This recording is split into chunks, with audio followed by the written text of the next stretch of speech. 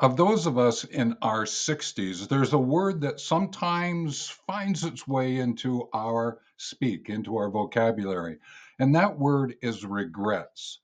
And it can be taken as something that hinders you.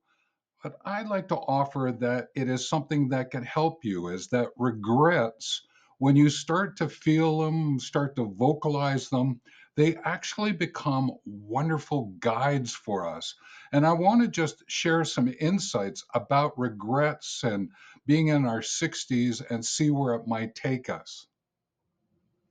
And I bring this to the foreground because you may be already starting down that pathway of your legacy. You're walking that pathway, and you and then you become aware of, oh, regrets, and you start playing with them. And sometimes that might slow you down when, in fact, as I just mentioned, they may actually be a guide to keep you moving forward, to honor the legacy that you've set in motion, but also to honor your own well-being and well-living, your well-being for self and well-living with others. And that's an important element, because when I reached out to some of my acquaintances, those that I'm interacting with through Wealth Movement and this legacy project that I'm working on, I found some common regrets amongst them. Now, they're sort of bringing it together, and I want to share some of that with you. From those I was chatting with, this is the first one. It's sort of bringing together a couple of ideas, threads, so to speak. And it's not prioritizing relationships. And that's relationship with self, family and friends, contributors, supporters, even to the point of recipients.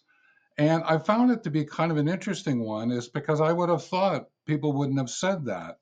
But even as I learn in my own personal reflection that I'll share a little bit later, yeah, there's something here about not prioritizing relationships that are close to you, because with them, you can lean in, you can have conversations, you can bring to the foreground questions, and they're there to give you assistance. And if you do that with some frequency, it's amazing how it can head things off. Remember, I said turn regrets into guides, teaching moments, templates, whatever you want to call them.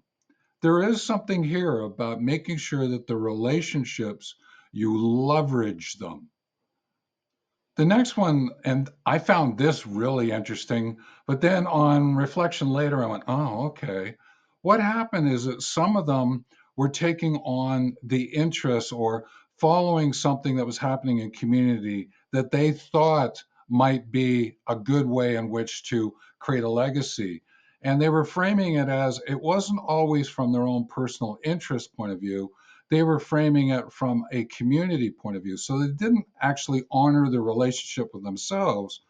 And I said to them, well, if that's the case, is there a way in which to bring your personal interests into that project that you started to walk down the path with?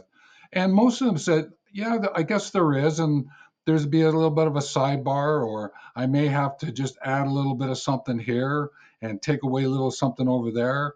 There was a couple who said, maybe what I'll do is I'll do two projects. And I went, oh, okay.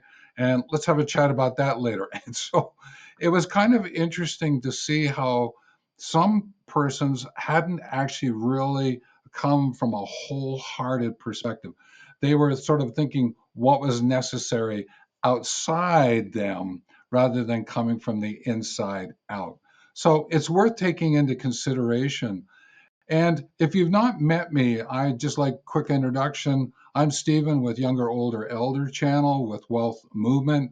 I'm a legacy mentor, and I help persons get themselves onto their legacy path and guide them into a better, wiser, kinder legacy. If that's of help to you, let me know and I'll help you out. The third one that came up was not embracing the opportunities.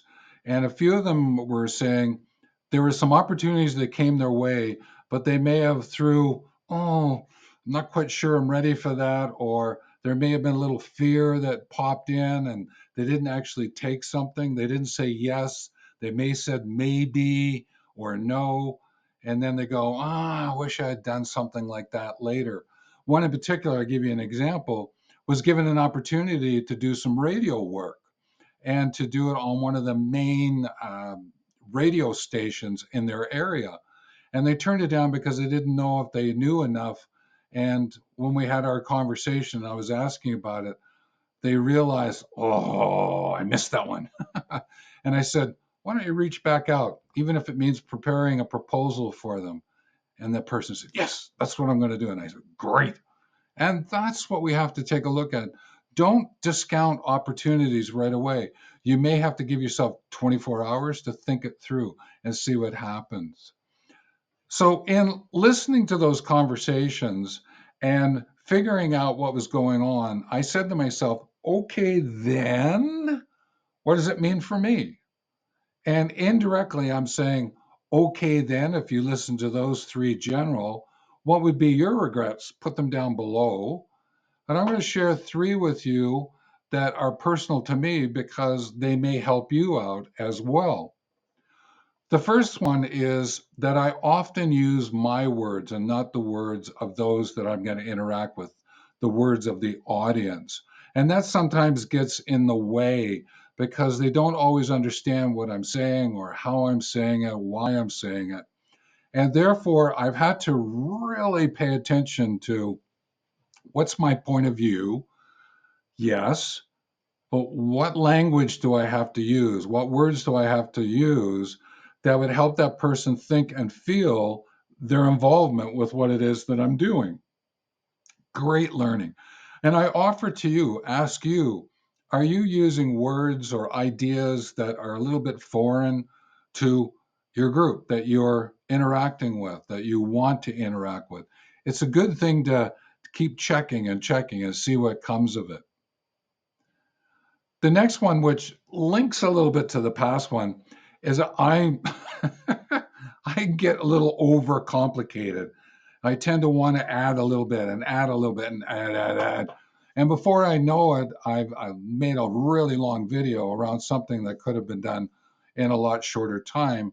And I could have then taken some of those things I wanted to add and done a part two video kind of idea. So, asking you, are you overcomplicating what it is that you're presenting to your audience? And what is it that you could do? Is it make a series of videos? Is it maybe make a video and write a book? Is it what might be the approach that you could use so as not to overcomplicate what it is that you're doing? And there's many ways when I use book, because I tend to write books, is you might find other ways. It might be you might set up a blog, you might set up a vlog, you might find ways to get onto other people's podcasts, these kind of things. So give it a look, see, and see what happens for you. Let me know what you think down below around, do you overcomplicate things as well? And what do you do to get around that? Now, this one goes back to that relationship one because this one really got me going and thinking about who have I invited in? Who am I welcoming into what it is that I'm doing? And I realized that there's a number of persons who are doing things that are complementary to what I'm doing. And if I was to work with them, not to get into deep partnership, but to interact with them, and I said, oh, that topic that you do is something I can speak about, and then I can reference you. And I think that that would be a really great way because not everyone wants to work with me directly all the time. And if I can mention those that I believe could be of assistance to them, they always take that as a generous contribution to them. And I like that. And so, in the back of my mind, where I thought about being a hub, I'm actually going to bring that a little bit more to the foreground.